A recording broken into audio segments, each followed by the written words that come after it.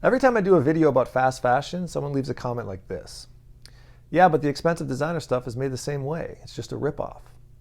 This is not true. I'm not saying that there aren't brands that will try to rip you off, but I am saying that the market has a way of regulating itself. What I mean is, the people that are successful and spend a lot of money on nice things, they're smart, and they don't like to get ripped off.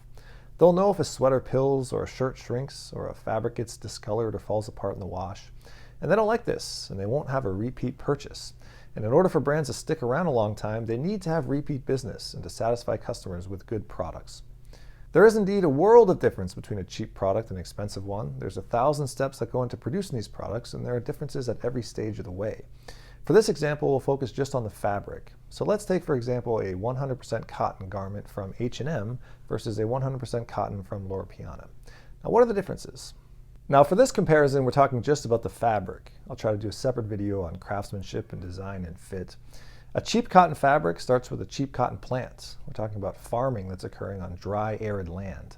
A dirty crop full of bugs and full of weeds. And when you cut this cotton down, you start to comb it and clean it, you notice that the staples of the fabric are very short.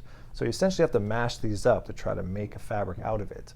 It's kind of like making furniture out of particle board, where you take sawdust and compress it together and try to call it wood. But it's not really the same thing, is it? Now you have this woven fabric, you top dye it with some dirty chemicals, trying to cut as much cost as possible. A top dyed fabric doesn't get the full color and it fades quicker. So now you have a cotton that's not soft, not going to drape well, not comfortable. It's going to shrink, it's going to discolor, and it's going to fall apart. All the trappings of fast fashion directly from the beginning stage of the fabric.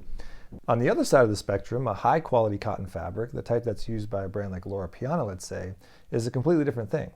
This starts with better farming. We're talking about plants that are grown in better soil and get better water. So the cotton itself is healthier and more robust. And the staples that you get from that cotton are nice and long and strong and resilient. And you can dye them at the yarn stage before you even weave the fabric. So the color is better and more resilient. Now there's a million steps that go into turning a crop into a fabric and a fabric into a garment, but it just gives you the idea that every step along the way is different depending on the brand and the price point. So no, it's not the same thing when you're buying an H&M or Loro Piana, and there's a wide range of garments. And brands that have been around a long time and have repeat business know that they're making a product that's quality and people are going to come back and buy it again. Otherwise, you're going to go out of business. So stop saying it's the same thing. You're only showing that you don't really know the difference or you haven't had a lot of experience with different types of products. Again, there might be some brands that rip you off, but for the most part, the market has a way of regulating itself. Peace out.